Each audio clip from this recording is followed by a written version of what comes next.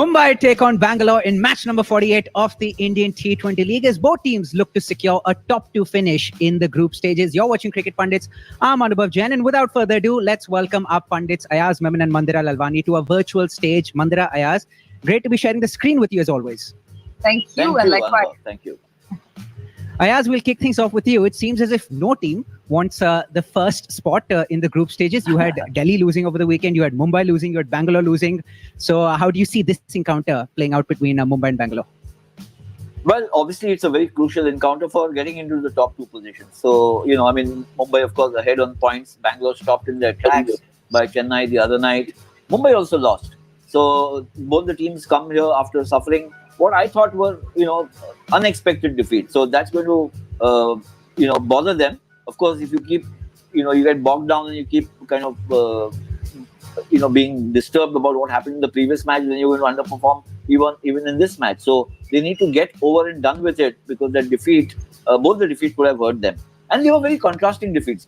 Bangalore kind of struggled. The pitch wasn't good for stroke play. They made 145. They may have thought that this is not a bad score. They could defend it. But they ran against a Chennai team which looked suddenly inspired out of nowhere. Ruturaj Gaikwad coming good. Almost kind of reminding his captain, hey, you said something about not showing spark and all, but here it is. Here I'll show you some spark. But I think this was a very clinical show by Chennai, just to kind of rewind a bit, much like Chennai of old. And I think they found the conditions to help to their liking. The spinners bowled well. Everything seemed to work, including Dhoni remaining not out till the end. So that was good. But what didn't look so good for Bangalore was the inability in the middle overs to take control of the game, despite De Villiers and Kohli being there. Yes, the pitch was sluggish. Ball not coming onto the bat and all. But you want these champion batsmen to take charge of you batted for 7, 8, 9 overs. Normally, this is Jodi number 1.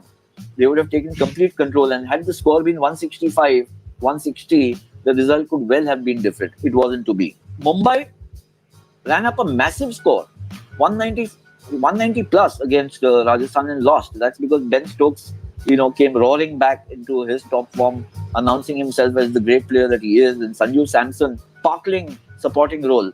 And it just seemed on that day, yes, Rohit Sharma not being there affects the batting and also the captaincy, because the leadership, you get used to a certain kind of leadership, the way you communicate. Not that Kyle Pollard isn't seasoned enough and he's been a successful captain in the Caribbean Premier League, but a change of captaincy does make a difference, especially if he doesn't play again, Rohit. It's going to be a bit of bother for them in the batting as well as in the captaincy. But I thought that the bowlers didn't come good, which is a surprise to me and a surprise, I think, to the entire team. Trent Boult going for plenty, Pattinson going for plenty. Even on a pitch which was made or tailor-made for batsmen, I thought that Mumbai's attack would have been able to defend 190 plus, and they couldn't. There was the genius of Ben Stokes to counter, and also I think there was a little I won't say laxity, but they lacked a little edge. Now, this is the thing. I want to make this point about all the teams which we've talked about earlier, about Delhi, we're talking about Bangalore, and we're talking about Mumbai. These are the front-running teams. Now, if they start losing stamina, consistency in performance, at least 2 of the teams will get affected. There could be an entry of an unexpected team, and teams which were fancying to finish in the top 2 might end up 3rd or 4th. So that's the danger for them. Now, let me quickly pick my players from Bangalore. You have to pick, or I will pick Virat Kohli and AB de Villiers. They remain their mainstay, and I'll pick Chris Morris for his bowling. I know Chahal has been exceptional also, but I'll pick Chris Morris because he's also an all-rounder, so he adds a little value, or a lot of value as in terms of runs. And where Mumbai are concerned, Quinton de Kock got out in the first over after hitting a glorious 6 in the previous match, but he's been a man in form much like Shikhar Dhawan. I'll pick 2 bowlers.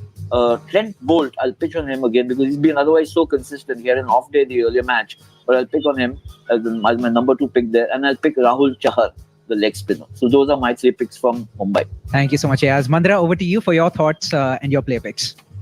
Right. So Ayaz has pretty much said it all. And the fact of the matter is that both these teams in their previous matches would not have, even in their wildest dreams, thought they will walk out as the losers. You know what I'm trying to say? Whether it was Chennai on one hand or Rajasthan on the other, they both have shown so much suddenly But for Chennai, it's certainly too late.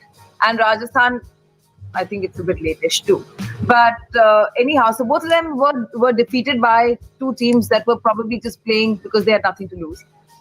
Anyhow, coming to this encounter, they have plenty to lose if they don't win, right? And most of it is to be like in the top four. And that's the beauty of this format. Every year, why do all the Indian T20 tournament predictions go awry? Because you really don't know to the last minute. It just takes that one thing. And the one thing in Mumbai's side could be, as Ayaz mentioned, Rohit Sharma not being around. As a captain, as the opener, there's a reason why he is where he is, and he has seen the kind of success that he has as has his side. And from now on, I think he is needed. Not to take anything from Kyron Pollard or the rest of the lineup. They're all fantastic, but I think he just gives that extra impetus. As far as Bangalore is concerned, again, there was a lack of pace in track, and which is what the Chennai bowlers really utilized. They bowled slow, they took pace off their balls, and that showed because Virat and AB, like Ayaz always calls them, the Jodi number one, they could not capitalize. They had some 79 runs of 80 or 79 runs of 69 balls or 89 runs of 79 balls, something like that. Basically, hardly any difference, and not the kind of a knock one would expect from them. And it just shows you the slowness of the track and the fact that the Chennai bowlers on that day came good and took advantage of it, which is something they could not. Bangalore obviously could not do because they bowled with a lot of pace, which gave the Chennai batsmen momentum for stroke play. So that kind of backfired as far as Bangalore is concerned. They have to watch out because there's no more room for any sort of error going forward in this tournament. As far as my three are concerned, Rohit Sharma, hopefully, if he makes his way back in. If not Rohit Sharma, then / Quinton de Kock. I think he's been a really stable cog in that wheel, and he is required to give that solid start. Hardik Pandya for sure. I think he played fantastically in the last match, some 60 runs, not out. It's sad that it went in vain, but he's somebody who's such a power hitter, such a powerhouse. I think Hardik Pandya for sure. And I wonder whether they will stick with Pattinson or bring back Nathan Coulter-Nile, whichever one. The third, that slot is my third player. As far as Bangalore is concerned, exactly the same three as Ayaz is. Jodi number one, Virat and AB, instrumental in firing it up.